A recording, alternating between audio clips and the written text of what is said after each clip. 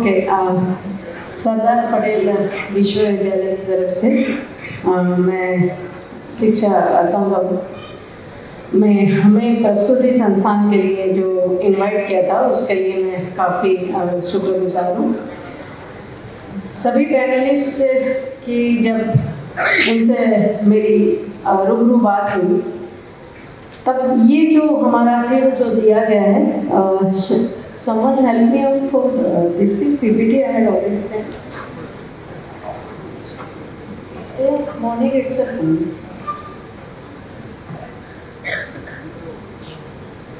Okay. So हम लोग जीवन के मूल्य, श्रद्धा, संस्कार और वो तीनों को जोड़कर हम सेवा के बात पे अपने हर एक पैनलिस्ट अपना वक्तव्य आपके सामने प्रस्तुत करेंगे।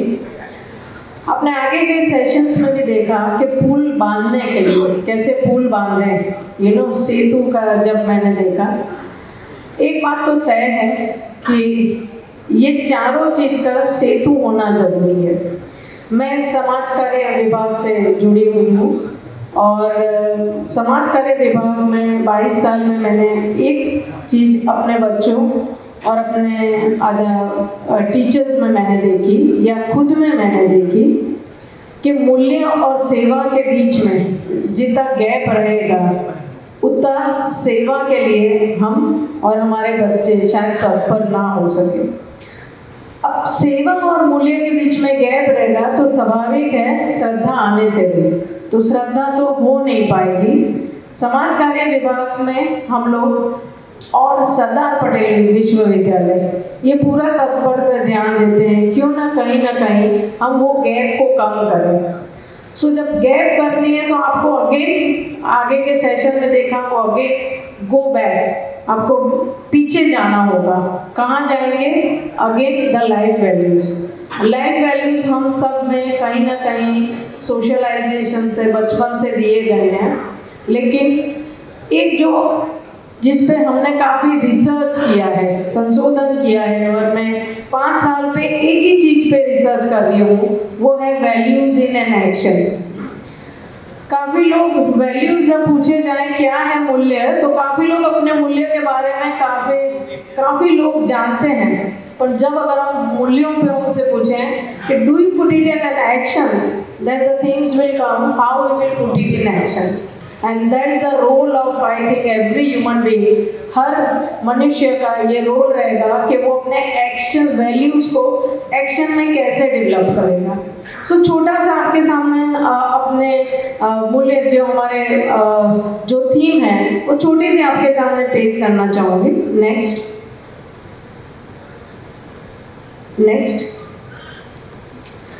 2 चीज़ें हमारे वहाँ दी गई है, हमें कैसे समझनी है। तो ये जो हमारा जो जितने भी हमारे रिस्पेक्टेड पैनलिस्ट हैं उनसे बात करके उनके कामों को देखते हुए हमने 2 चीज़ों पर ज़्यादा इस प्रकार से प्रयास किया है। मूल्यों का निर्माण कैसे करेंगे और मूल्य केंद्रित जीवन कैसे बनेगा। बस ये जो NEP है वो यही बात हमारे सामने रखती है कि आप कैसे निर्माण करेंगे और कैसे उसको वैल्यू फोकस लाइफ बनाएंगे।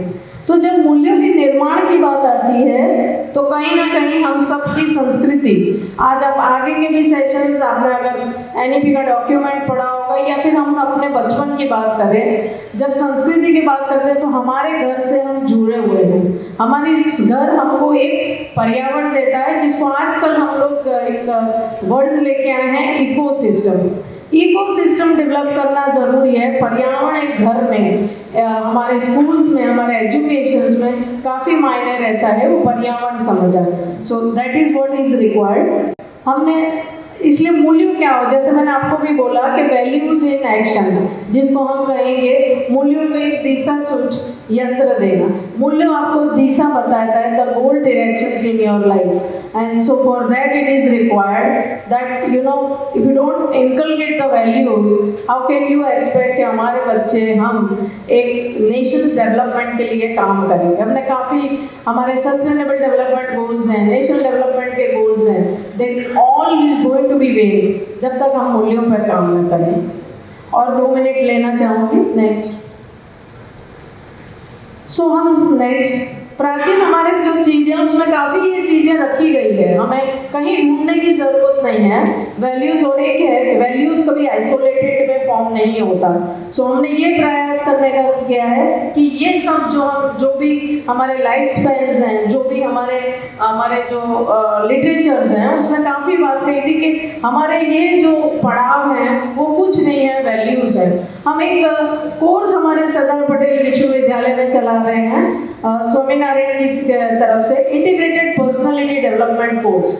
वो कोर्स हम बच्चों के साथ वैल्यूज़ की बात करते हैं और वो हमारे एनईपी रिलेटेड ही है। तो वो कोर्स हमारे बच्चों को समझाता है कहीं ना कहीं कि वो अपने आप को वैल्यूज़ को ध्यान में कैसे करके रिस्ट्रक्चर करें। नेक्स्ट, हमारे काफ़ी दूसरा लिटरेचर्स है। ये लिटरेचर एक कंपाइलेशंस है और ये कंपाइलेशंस में अगर आप राइट की तरफ देखें तो ये सब बात वैल्यूज़ की है। इसको ना डिटेल में समझाते हुए काफ़ी एक्सप्लेनेटरी है। ये सब वैल्यूज़ की बातें करते हैं और जब ये वैल्यूज़ की बात करते हैं तो हमारे सामने ये निर्माण करना ज़रूरी है। सिर्फ वैल्यूज़ को बताना, वैल्यूज़ को एक्शन में डालना चाहिए। और आज का जो हमारा युवा है हमसे ये पूछता है कि तुमने हमें वैल्यूज़ दिया बट हमें नहीं सिखाया कि उसको एक्शन में कैसे डेवलप करना है। सो हमने काफ़ी संशोधन इस पे करे हैं। नेक्स्ट। सो ये सब हमारे लिटरेचर में वैल्यूज़ कैसे एक्शंस में भी आने चाहिए, ये भी लिटरेचर में दिए गए हैं। फ़र्क इतना है कि हमने उसको सरफेस में नहीं लाया, फ़र्क इतना है कि हमारे पाठ्यक्रम में वो नहीं है, फ़र्क इतना है कि कहीं ना कहीं हमारे शिक्षा में वो चीज़ें नहीं रखी गई। और एनईपी आपके सामने ये सब लेकर इंडियन नॉलेज सिस्टम्स का नाम लेके आपके सामने प्रस्तुत करता है। नेक्स्ट। लोग ये बोलते हैं कि ये एक्शन में कहाँ है, तो मैं बहुत पुराना सा एक कोट लेके आई हूँ। ये कहते हुए 1978 में हमारी सर्वोच्च अदालत ने भी यही बात हमारे सामने रखी थी कि व्यक्तिगत पूर्ण स्वरूप से विकसित तभी होगा। ये हमारे सब लिटरेचर्स में हमारी बुनियादी मूल्यों, हमारे संस्कार सब में दी गई है। अगर सर्वोच्च अदालत अपने वर्डिक्ट में ये बात कर रहा है, यानी कि कहीं ना कहीं हम मूल्यों से अलग होते जा रहे हैं, तो ये जो आपके सामने सरदार पटेल विश्वविद्यालय जो मूल्यों की बात अपने रिस्पेक्टेड पैनलिस्ट के जो आपके सामने रखना चाहता है, हमें फिर से अपने मूल्यों के साथ सिर्फ जुड़ना है। अगर जुड़ते हैं तो सेवा आती है, जुड़ते हैं तो श्रद्धा आती है, जुड़ते हैं तो हम आगे कार्य कर सकते हैं। नेक्स्ट। सो अब आपसे मैंने बोला एक्शंस, ये है नहीं कि हमारे में ये नहीं था। हमारे जो पिछले 4 से 5 साल के हम पुरस्कार देखें। Next. You just click on whoever will is operating. Help me to click. Keep on clicking, please. So पद्म पुरस्कार जितने भी हमारे सामने आए हैं, ये एक वैल्यू एंड एक्शंस के बेस्ट एग्जांपल्स हैं। और ये example again click on please. ये सब एग्जांपल्स आपके सामने प्रस्तुत हैं कि ये लोग हैं जिन्होंने अपने मूल्यों से कभी जुड़े ना हो ऐसा कोई भी सवाल हमारे सामने नहीं रखा है। हमारे सामने रखा है सवाल कि हम लोग मूल्यों से काफ़ी जुड़े हुए हैं।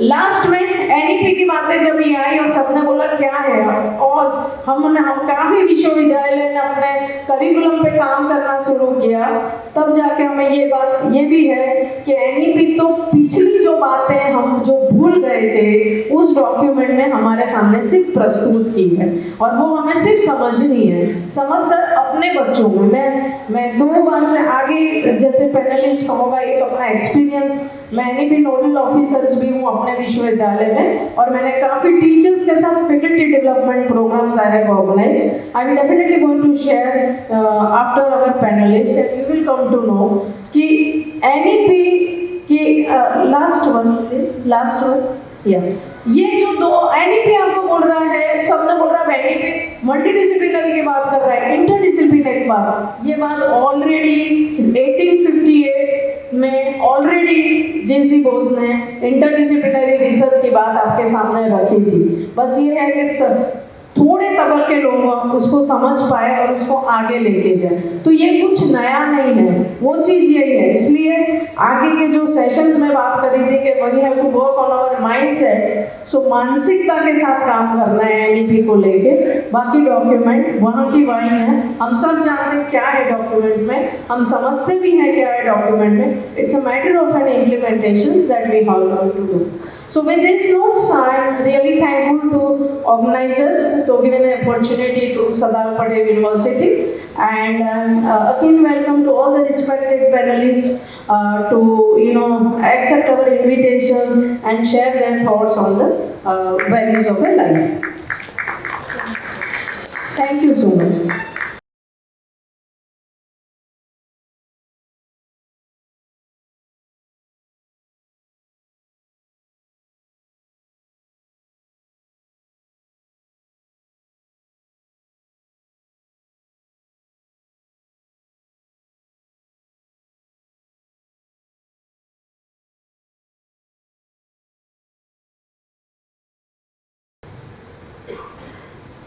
અને જે વેલ્યુ પ્રત્યેક વ્યક્તિના જન્મ વખતે પણ હોય છે, પણ એ હીરાને જ્યારે તરાશવામાં આવે, એની ઉપર યોગ્ય એંગલે યોગ્ય પેલ પાડવામાં આવે, ત્યારે એ હીરો કિંમતી બની જાય છે. અને એ જ રીતે જ્યારે માણસનો જન્મ થાય ત્યારે ભલે એ પ્રાકૃતિક, પરંતુ પરિવાર, સમાજ, ધર્મ એટલે અધ્યાત્મ, આ બધા જ્યારે એની પર પહેલ પાડવાની શરૂઆત કરે એજ્યુકેશન સંસ્થાઓ, ત્યારે એ સાચ અર્થમાં હીરો બનતો હોય છે.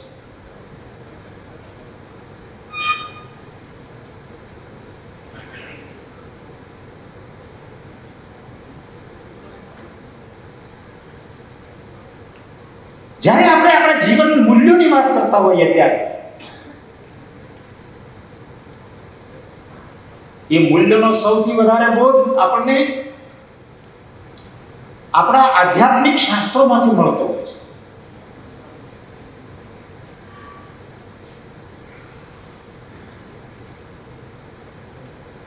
આપણી પરંપરાઓમાંથી મળતો હોય છે, આપણા ભારતીય દર્શનમાંથી આપણને મળતો હોય છે. વ્યક્તિ પ્રાકૃતિક હોવાના નાતે પ્રકૃતિનો સિદ્ધાંત એને પણ લાગુ પડે કે ભાઈ મોટી માછલી હોય એ નાની માછલીને ગળી જાય. આ પ્રકૃતિનો સિદ્ધાંત કે મોટી માછલી હોય એ નાની માછલીને ગળી જાય. શા માટે ચિંતા કરે નાની? ત્યારે આપણા ઋષિ મુનિઓ આપણે સમક્ષ હાજર થાય અને કે વસુધૈવ કુટુંબકમ, આખું જગત તારું કુટુંબ છે, તારો ભાઈ છે, તારી બેન છે, તું એકલો નથી. તારે તારા એકલાની ચિંતા કરવાની નથી, તારા એકલાના સ્વાર્થનો વિચાર કરવાનો નથી, તું બધાનો વિચાર. આ પહેલ આપણા ઋષિ મુનિઓએ પાડ્યા હીરા ઉપર, કાચા હીરા ઉપર. અને આપણી કિંમતમાં વધારો થયો, અને કિંમતમાં વધારો ત્યારે થયો કે હું જ્યારે એવું વિચારવા માંડ્યો, એવું સ્વીકારવા માંડ્યો કે આ જગતમાં હું એકલો નથી. જેટલો અધિકાર આ જગતમાં જીવવાનો મારો છે, એટલો જ અધિકાર પ્રત્યેક પ્રાણી માત્રનો છે. મને જેટલી સ્વતંત્રતા છે એટલી જ આ જગતની અંદર જેટલા પ્રાણીઓ છે બધાની સ્વતંત્રતા છે. જેટલું મારી સ્વતંત્રતાનું રક્ષણ કરવાનું છે એટલું જ રક્ષણની મારી ફરજ છે, મારું કર્તવ્ય છે કે હું એમના પણ રક્ષણ કરું. આ વેલ્યુઝ વસુધૈવ કુટુંબકમમાંથી આપણને મળે છે. સર્વે ભવન્તિ સુખિનઃ, સર્વે સંતુ નિરામયા.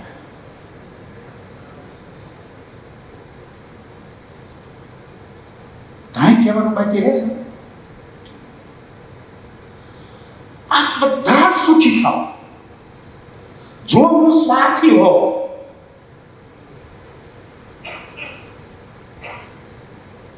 જો મારામાં સામાજિક વેલ્યુઝ ન હોય, જો મારામાં માનવીય વેલ્યુઝ ન હોય, તો હું તો એમ જ કહું ને કે હું એટલો સુખી થાઉં, જગત જાય ભાડવા.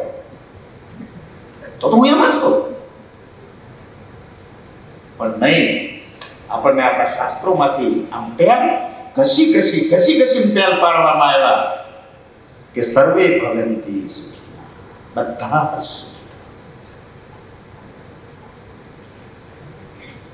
અને એટલે જ આપણે કહીએ છીએ કે ભારત વિશ્વગુરુ બનવાની તાકાત ધરાવે છે. એ કયા આધાર ઉપર વિશ્વગુરુ બનવાની તાકાત ધરાવે છે?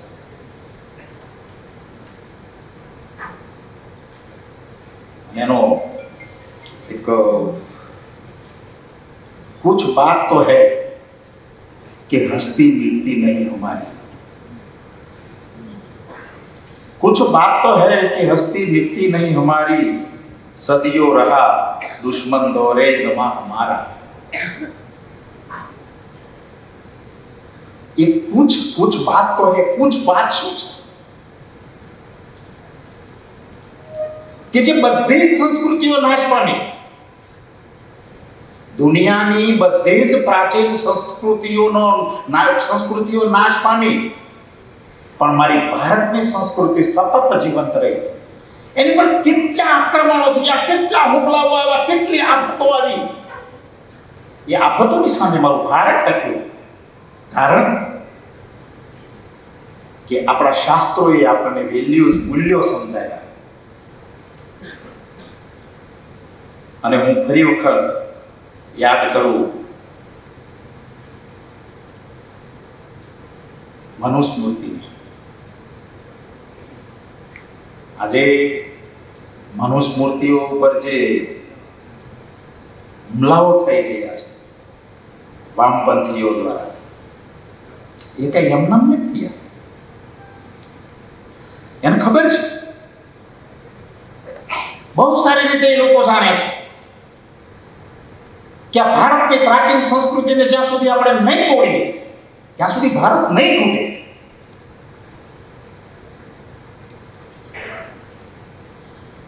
મનુસ્મૃતિમાં ધર્મના 10 લક્ષણ બતાવ્યા.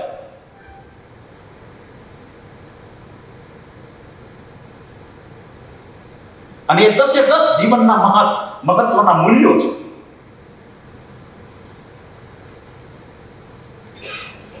ધૈર્ય,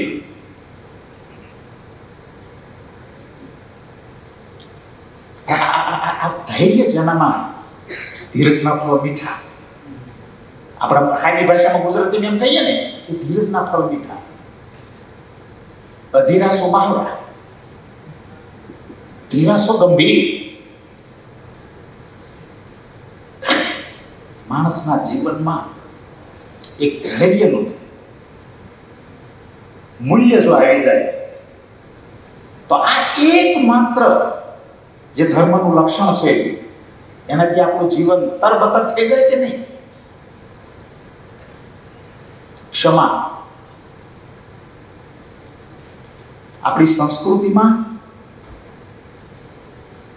વીરનું લક્ષણ કોને બતાવ્યું છે? કે વીર કોણ? કે જેનામાં વધારે તાકાત હોય છે, વધારે માથા વાઢીને લાવે એ નહીં.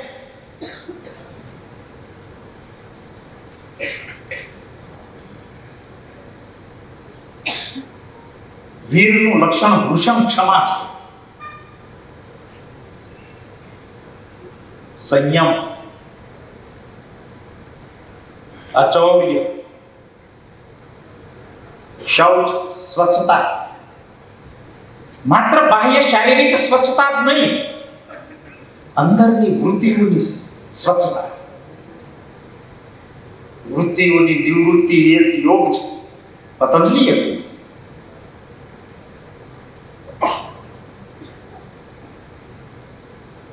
વિવેક, જેનામાં આ દૂધ છે અને આ પાણી છે, એ બંને વચ્ચેના ભેદને, ભેદ અને અભેદ,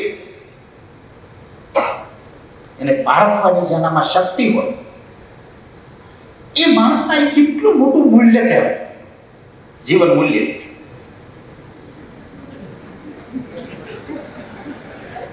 બ્રેક આવીને સારું કેવું. ઇન્દ્રિય નિગ્રહ, વિદ્યા, સત્ય, અક્રોધ, હવે આ બધા જ જીવનના જે મૂલ્યો છે, તે મૂલ્યો આપણને પરિવારમાંથી જ આપવાની શરૂઆત થાય છે. આપણો જે કાચો હીરો છે, કાચો અનઘડ, એને ઘડવાની શરૂઆત પરિવારમાંથી થાય. આગળ વધતા આપણી જ્યારે જીવનની યાત્રા આગળ વધે એટલે આપણને સમાજમાંથી ઘડતર મળે, એજ્યુકેશન સંસ્થાઓમાંથી ઘડતર મળે, ઘડતર થાય. અને એટલે જ આજે વિશ્વનો ગોલ પણ હમણાં બેને ઉલ્લેખ કર્યો કે 2016માં યુનોએ જે 17 ગોલ નક્કી કર્યા, સસ્ટેનેબલ ડેવલપમેન્ટ, 2030 સુધીમાં એનો અમલ કરવાનો છે. એ ગોલ કે ગરીબી દૂર કરવી, મારી નહીં, મારા એકલાની નહીં, બધાની ગરીબી દૂર કરવી, ભૂખમરો મિટાવવો. આ સસ્ટેનેબલ ગોલ છે 17 પૈકીના. બધાનું સારું આરોગ્ય હોય, નિરામય, બધા જ ગુણવત્તાસભર શિક્ષણ, જાતીય સમાનતા, જેન્ડર ઇક્વાલિટી, સ્વચ્છ પાણી અને સફાઈ, બધાને સ્વચ્છ પાણી અને સફાઈ મળે, પ્રદૂષણ મુક્ત ઉર્જા મળે,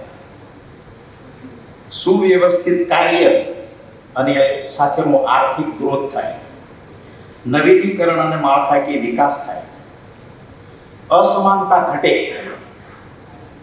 જે અત્યારે અસમાનતા આપણને વધારે જોવા મળે છે એ ઘટે, રહેવા લાયક શહેરો બને અને સમાજ પણ એને અનુરૂપ બને.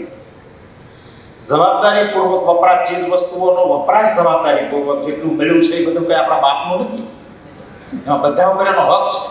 આમ કે આમ કાઠિયાવાડી થોડા કાકા બોલાવે અને એનું એવી જ રીતે ઉત્પાદન થાય, પર્યાવરણનું રક્ષણ થાય, દરિયાઈ જળ સૃષ્ટિનું જતન, શાંતિ, ન્યાય અને મજબૂત સંસ્થાઓ, જસ્ટિસ જે છે, દરેક પ્રત્યેક વ્યક્તિને ન્યાય મળે અને એની સંસ્થાઓ મજબૂત બને, ધ્યેય પ્રાપ્તિ માટે વૈશ્વિક ભાગીદારી થાય. આ 17 ગોલ એ માનવ મૂલ્યોની પરાકાષ્ઠાએ લઈ જનારા આ ગોલ છે. અને એને આપણે જ્યારે કરવાના હોય ત્યારે આ મૂલ્યોનો વિરોધી કોણ છે? આપણે આનું બધાને કરવું જ છે. જે પોઝિટિવ વિચારે છે, જે બીજાની માટે પણ વિચારે છે, બીજાની માટે પણ વિચારે છે, પણ બધા જ લોકો પોતાની માટે વિચારતા નથી. અને એવા લોકો આની સામે ચેલેન્જ બનીને ઊભા છે. એની સામે આપણે લડવાનું છે કે કેવા લોકો કે જે સામાજિક મૂલ્યોને વિકૃત કરે છે, ધાર્મિક આસ્થાઓનો નાશ કરે છે, આધ્યાત્મિક જે આપણી શ્રદ્ધા છે, આ વિષયનો જે આપણો એક શ્રદ્ધાનું પણ છે કે ધાર્મિક શ્રદ્ધા, આધ્યાત્મિક શ્રદ્ધાઓનો નાશ કરે છે, સાંસ્કૃતિક મૂલ્યોનો પણ નાશ કરે છે, વર્ગ વિગ્રહ જેવો પેદા કરે છે, લોકોને ભીખમંગા બનાવવાની વાત કરે છે, કામચોર બનાવવાની જેવું લોકો વાત કરે છે. અત્યારે બિલાડીના કૂપની જેમ આપણને આવા બધા અવાજો સંભળાઈ રહ્યા છે. પરિવારની જે વ્યવસ્થા છે, સમાજની જે વ્યવસ્થા છે, સમાજ સંસ્થા જે છે એને તોડવાની વાત કરે છે.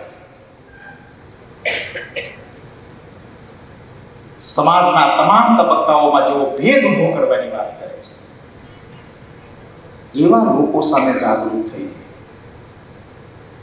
આપણે બધાએ એકજૂટ બનીને દુનિયાની માટે લડવું પડશે અને એ ગોલ્સ જે આપણા મૂલ્યોના જે ગોલ્સ એને મજબૂત કરવા માટે એજ્યુકેશન પોલિસી 2020ની અંદર તમામ પ્રકારની જોગવાઈઓ છે, પણ એ જોગવાઈઓ માત્ર કાગળ ઉપર છે. ત્યારે એને કાર્યાન્વયન કરવાનું કામ આપણા સૌનું છે અને એ માટે આ સમર્થ સંસ્થાએ જે આ એક ભગીરથ યજ્ઞની શરૂઆત કરી છે એમાં આપણે બધા જ આહુતિ આપીએ એ જ અપેક્ષા. ધન્યવાદ. ભારત માતા.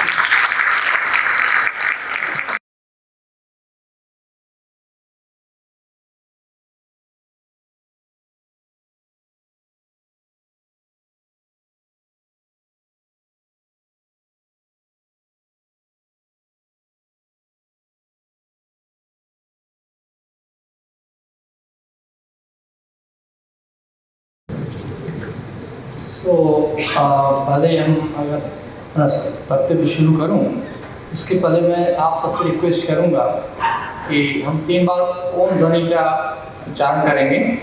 ओम शांति, ओम शांति, ओम शांति, ओम शांति, ओम शांति, ओम शांति, ओम शांति. सम्मानीय पूर्व मंत्री गुजरात सरकार नानूभाई बानाणी जी, डॉक्टर PM सरडिया जी, श्री नितेश जायसवाल जी, डॉक्टर शिवानी मिश्रा, निर्देशक सामाजिक कार्य विभाग सरदार पटेल विश्वविद्यालय जो आई हुई हैं, गुजरात प्रांत से आए हुए सम्मानीय शिक्षकगण एवं आचार्यगण, गुजरात सरकार के अधिकारीगण, शिक्षा संगम के आयोजकगण एवं हम अभी देख रहे हैं कि हमारे सामने स्वामी जी लोग पधारे हुए हैं. स्वामी नारायण से अगर मैं सही हूँ तो आप सभी को मेरा नमस्कार एवं अभिवादन.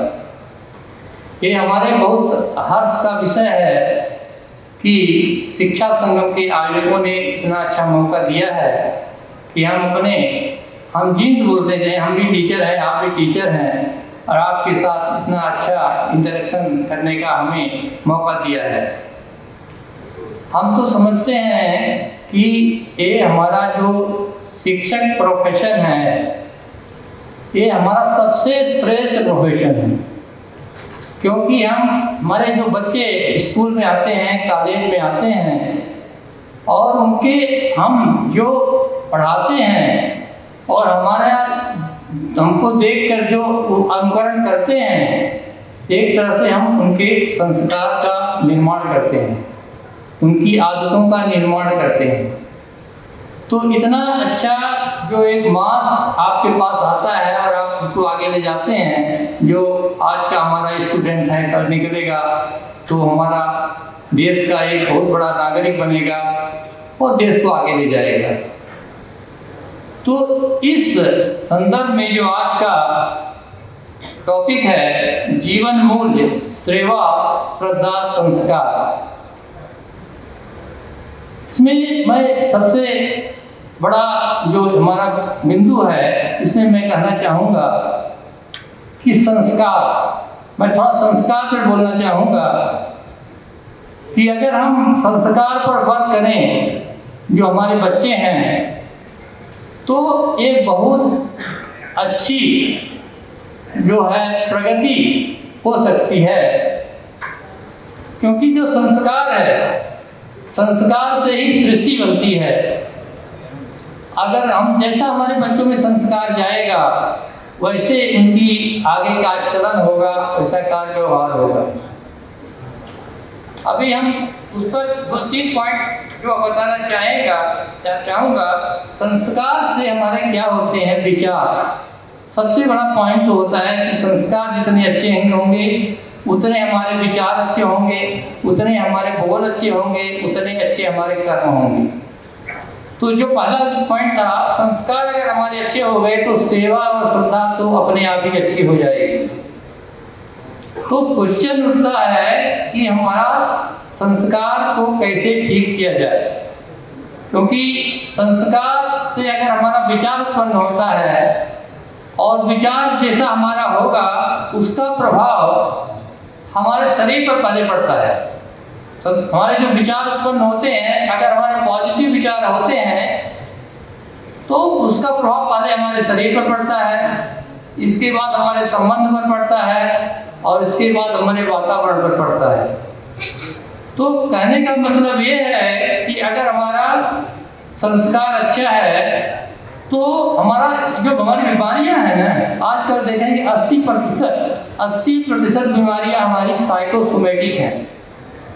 तो अच्छे विचार कैसे उत्पन्न करना है अपने में भी और बच्चों में भी, उससे क्या होगा कि जब अच्छे विचार हमारे अंदर आएंगे तो हमारे अंदर की जो बीमारियां हैं, जो साइकोसोमेटिक बीमारियां हैं, आजकल देखिए कि वो हमारे व्हाट्सएप वगैरह जो व्हाट्सएप को अच्छी यूज करना अच्छी बात है, लेकिन जो मिस यूज करते हैं उससे हमारे मन कमज़ोर हो गए हैं। हमारे जो मन के जो विचार पॉजिटिव होने चाहिए वो सब खत्म हो रहे हैं। तो हम कैसे इन संस्कारों को बच्चों में डालें जिससे वो पॉजिटिव संस्कार, पॉजिटिव विचार आए और हमारी जो बीमारियां फैल रही बच्चों में वो धीरे धीरे सब खत्म हो जाए। तो संस्कार का निर्माण कैसे करें, इस बहुत बड़ा पॉइंट है। तो इसी संदर्भ में आगे ले जा करके हमने हमारे कॉलेज में, हमारे SCVNIT सूरत में हमने एक सब्जेक्ट डाला है, वो है holistic empowerment and human values. और इस तरह का कोर्स हम चलाते हैं तो उसमें एक पॉइंट आता है कि हम संस्कार को पाठ कैसे करें।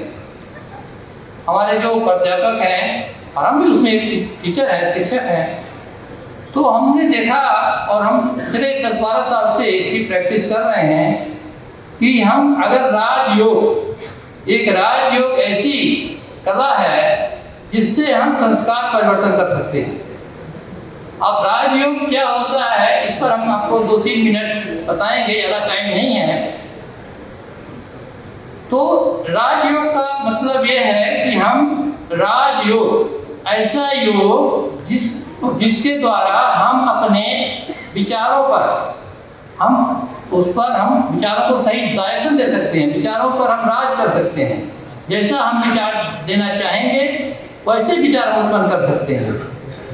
तो राजयोग का कैसे हम अपने जीवन में अनुभूति करें, उसके लिए बहुत बड़ा पॉइंट है कि हम सबसे पहले अपने आप को आत्मस्वरूप, जो गीता में बोला हुआ है, आत्मस्वरूप का अनुभव करना, ये बहुत जरूरी है।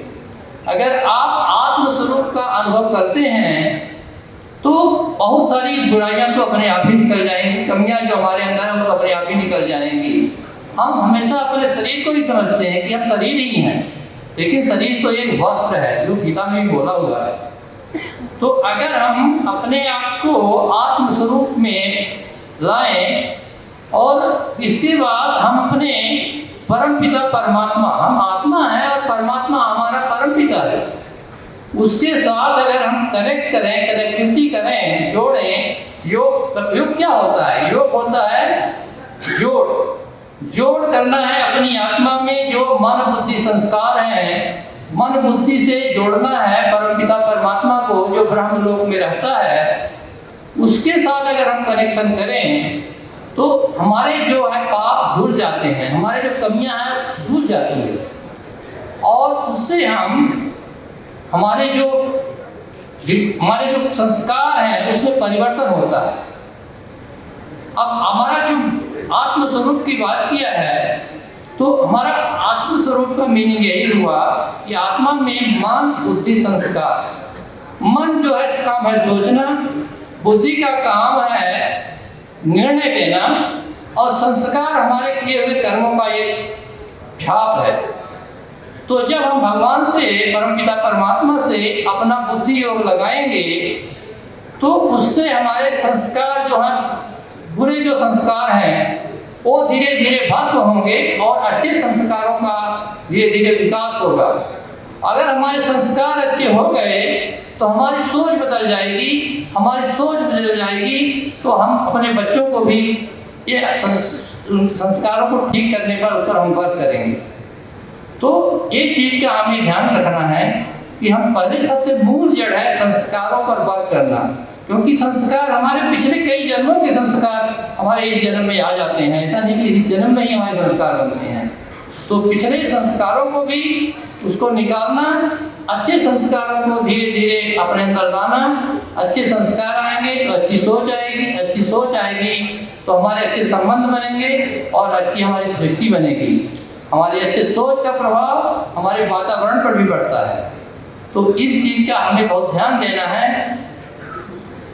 हमको अपने बच्चे जो हमारे हैं वो बहुत अच्छे क्वालिटी के निकलने चाहिए, जो आज निकलने के बाद कल हमें देश के विकास के लिए पूर्ण योगदान में हमारा देश एक स्वर्णिम भारत बने, जो हम बात कर रहे हैं। इसमें पूरा हमारे माननीय प्रधानमंत्री जी उसी डायरेक्शन में लगे हुए हैं। और अगर हम शिक्षक इस तरह का संस्कार अपने बच्चों में पैदा करते हैं, आप पेरेंट्स भी होंगे, अपने आप घर में जाइए, घर में देखिए आपके बच्चे कितने अच्छे आगे निकलते हैं। तो इन्हीं शब्दों के साथ, क्योंकि टाइम की सीमा है, इसलिए मैं अपने वाणी को विराम देता हूँ। और मैं यही बोलना चाहूँगा कि हमको संस्कार पर बहुत ध्यान देने की ज़रूरत है, खासतौर पर इस पूरी जो हमारी सृष्टि बनी हुई है। धन्यवाद। धन्यवाद।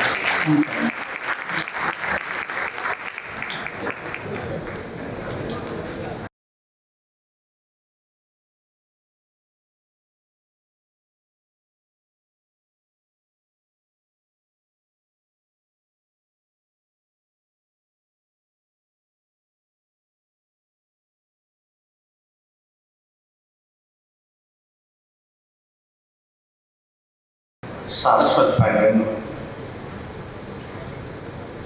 સમયની મર્યાદાને કારણે ફોર્માલિટીમાં વધારે નથી પડતો, સીધો વિષય ઉપર આવું. આજની આપની આ બેઠકનો વિષય છે જીવન મૂલ્ય, અને એની સાથે બીજા 3 શબ્દો મૂક્યા છે: સેવા, શ્રદ્ધા અને સંસ્કાર.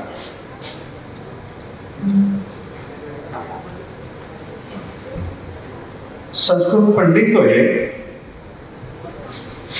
એક વ્યાકરણ શાસ્ત્રના સંદર્ભમાં એક વિધાન મૂક્યું છે: ઉભય પદ અર્થ પ્રધાન દ્વંદ્વ. જેમાં બંને શબ્દોનું મહત્વ સમાન હોય, પૂર્વપદ અને ઉત્તરપદ, જીવન અને મૂલ્ય, આ બંનેનું મહત્વ સમાન હોય, આવા સમાસને દ્વંદ્વ કહેવામાં આવે છે.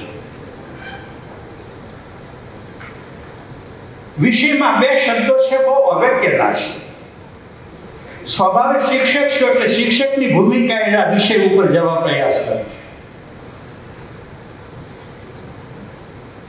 જ્યાં જીવન છે ત્યાં મૂલ્ય છે, જ્યાં મૂલ્ય છે ત્યાં જીવન છે, જ્યાં જીવન નથી ત્યાં મૂલ્ય નથી, અને જ્યાં મૂલ્ય નથી ત્યાં જીવન નથી. આ તર્કશાસ્ત્રની દ્રષ્ટિએ આ 4 સંભાવનાઓ તમારી આગળ રજૂ કરી છે, અને એના આધારે જીવન અને મૂલ્ય એ 2 અલગ તત્વો નથી. જીવન અને મૂલ્ય એ પરસ્પર એક સિક્કાની 2 બાજુઓ છે. કમનસીબે જીવન અને મૂલ્ય આપણે અલગ માનીએ છીએ, એ જ આજની વર્તમાન સમસ્યાનું કારણ છે. હસતા હસતા એક પ્રશ્ન પૂછ્યું. મોટા ભાગે આપણા બધાના કાંડે ઘડિયાળ છે, અને કોઈ આપણને પૂછે વોટ ઇઝ ટાઈમ, સમય શું છે? આપણે સાચો જવાબ આપી શકશું? What is time? મિત્રો, ઘડિયાળનો શોધક પણ આ જવાબ નથી આપી શકતો. આજે આપણને કોઈ પૂછે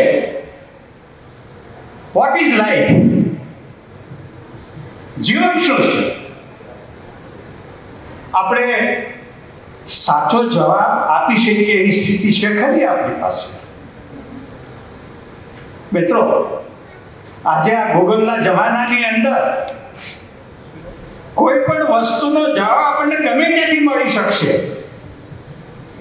પણ જીવનનો જવાબ બીજે ક્યાંયથી મળતો નથી. જીવન જીવવામાંથી જીવનનો અર્થ મળે. એટલા માટે આ જે જીવન છે એ જીવનના સંદર્ભે લગભગ વ્યાખ્યા કરવી અશક્ય છે. હું કોઈ સંકુચિત ધર્મ ભાવનામાં માનતો નથી, પણ ગીતા મારું શ્રદ્ધા કેન્દ્ર છે. અને તેથી ગીતાના આ શ્રદ્ધા કેન્દ્રને આધારે હું મારી વાતને મૂકવા પ્રયાસ કરું છું. જેમ બ્રહ્મ અનિર્વચનીય છે, જેમ બ્રહ્મની વ્યાખ્યા કરવી અશક્ય છે, એમ જીવન પણ અનિર્વચનીય છે. જેમ જેમ આપણે જીવન જીવતા જઈએ છીએ તેમ તેમ જીવનનો અર્થ આપણી પાસે આવતો જાય છે, પણ આપણા હાથમાં આવેલો અર્થ એ જ પરિપૂર્ણ છે એવું માનવાનું કોઈ કારણ નથી. એની આગળનો અર્થ બાકી રહી છે. પ્રકૃતિનું તત્વ અને મનુષ્યના તત્વની એક ભેદ રેખા બરોબર આપણે સમજી રાખવા જેવી છે. કોઈ પણ કૂતરો એ પરિપૂર્ણ કૂતરો થઈને જ જન્મે છે ને કૂતરો રહીને જ મરે છે. કોઈ પણ ભેંસ એ ભેંસ થઈને જન્મે છે અને ભેંસ થઈને જ મરે છે. માણસ જ્યારે જન્મે છે ત્યારે માણસ એક સંભાવના લઈને જન્મે છે, અને આ સંભાવના લઈને જે જન્મે છે એ સંભાવના પણ અનેકાયાની સંભાવના છે. અને તેથી આપણે જેને ભગવાન કહીએ છીએ, ભગવાન છે શું? માણસમાં રહેલી અંતિમ સંભાવનાને ચરિતાર્થ કરવી અને આપણે ભગવાન કહીએ છીએ. આ મનુષ્ય જે જીવન છે એના સંદર્ભમાં આપણે જે કઈ વ્યાખ્યાઓ કરશું તે વ્યાખ્યાઓ હંમેશા અપૂર્ણ સાબિત રહી છે. જે લોકોએ જીવનની વ્યાખ્યા કરી છે એ બધી જ વ્યાખ્યાઓ હકીકતમાં અપૂર્ણ રહી છે. મિત્રો, કેટલાક લોકો આપણને એમ કહે છે કે જીવન મહાસાગર છે. કેટલાક લોકો આપણને એમ કહે છે કે જીવન એ યુદ્ધ છે. કેટલાક લોકો એમ કહે છે કે જીવન એ નૃત્ય છે. કેટલાક લોકો આપણને એમ કહે છે કે જીવન એ ગીત છે. આ તમામ અને આના જેવી બીજી અનેક વ્યાખ્યાઓ આપી શકાય એમ છે, પણ આ બધી જ વ્યાખ્યાઓ ખોટી છે હું નથી કહેતો, પણ જીવનના સંદર્ભમાં આ અપૂર્ણ વ્યાખ્યાઓ છે. હું છેલ્લા 1.5 કલાકથી બધા વક્તાઓને પર્યાવરણ જોઈશું એટલે મારા વિષયનું ડાયવર્ટ નથી કરતો, પણ મારા વક્તવ્યના સ્ટોપને થોડું બદલું છું. મહાભારતનો પ્રસંગ છે. મહાભારતનું યુદ્ધ પૂરું થયું છે. ધર્મરાજ યુધિષ્ઠિરને હસ્તિનાપુરની ગાદી ઉપર બિરાજમાન કરી દેવામાં આવ્યા છે,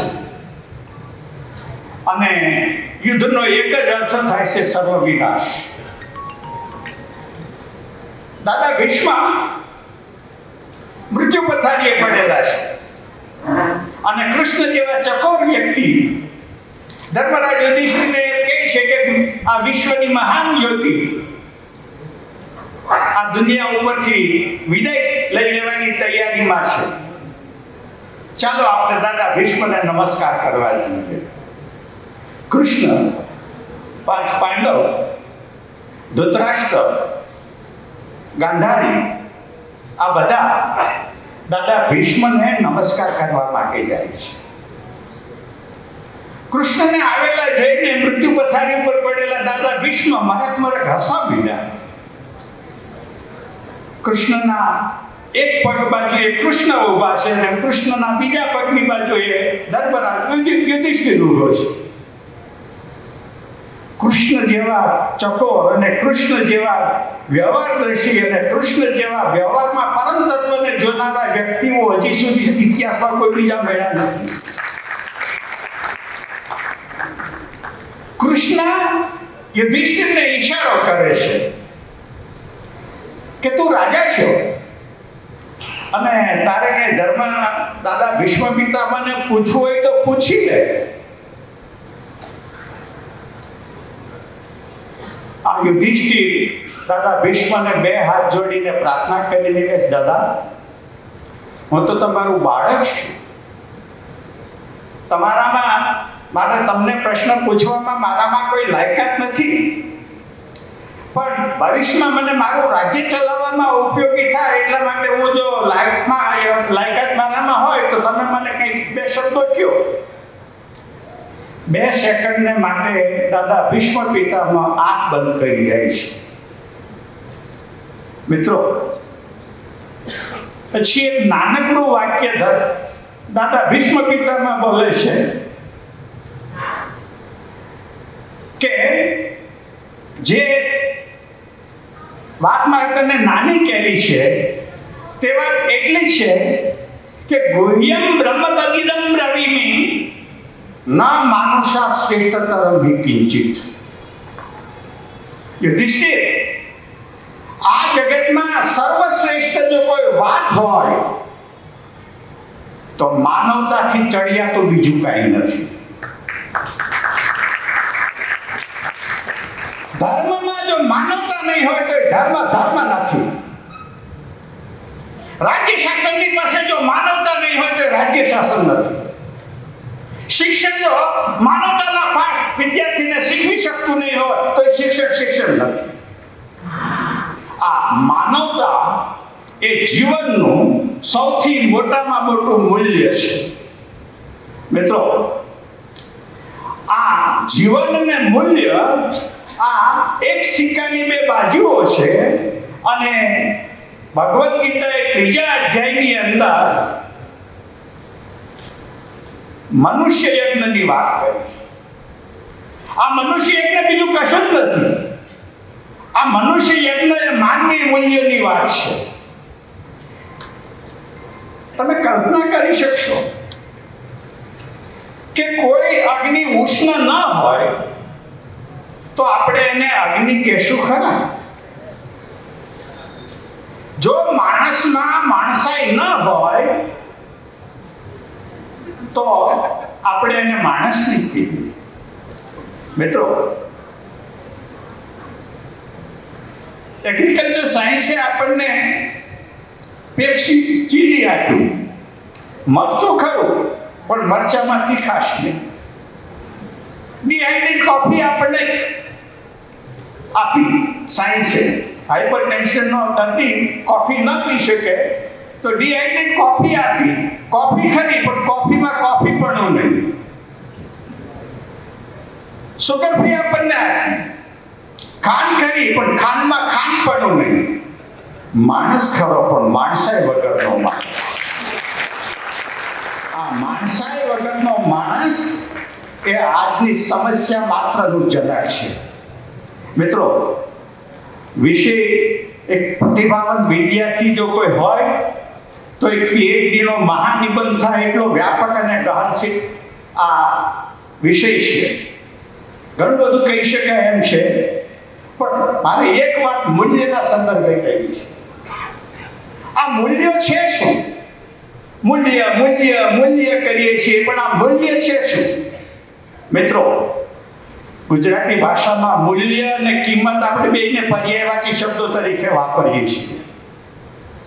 શબ્દકોશની દ્રષ્ટિએ કદાચ પર્યાયવાચી શબ્દો હશે, પણ જીવનકોશમાં તો આસમાન જમીનનો તફાવત છે. કિંમત શબ્દ છે અર્થશાસ્ત્રનો શબ્દ છે અને મૂલ્ય શબ્દ છે જીવનશાસ્ત્રનો શબ્દ છે. એક વ્યક્તિનું શ્રદ્ધા સાથે સ્મરણ કરું છું. દાદા ધર્માધિકારી જે ગાંધીજીનો પણ કાન પકડી શકતા હતા અને વિનોબાજીનો પણ કાન પકડી શકતા હતા. એ દાદા ધર્માધિકારીએ મૂલ્યની એક વ્યાખ્યા આપી છે. અને એ મૂલ્ય એમને એ કહ્યું કે સર્વને સર્વ સમય માટે સમાન રીતે લાગુ પડી શકે તેને મૂલ્ય કહેવાય. આ મૂલ્યની વ્યાખ્યા. સર્વને સર્વ સમય માટે સમાન રીતે લાગુ પડી શકે તેને મૂલ્ય કહી શકાય. આ સિવાયનું કોઈ મૂલ્ય એમાં આવી શકે નહીં. અને આ મૂલ્યના દાદા ધર્માધિકારીએ 5 લક્ષણો બતાવ્યા. મૂલ્યમાં પ્રામાણિકતા હોય, મૂલ્યમાં સાર્વત્રિકતા હોય, મૂલ્યમાં નિરપેક્ષતા હોય, મૂલ્યમાં સ્વતઃ પ્રામાણ્ય હોય અને મૂલ્ય સ્વભાવને અનુરૂપ હોય.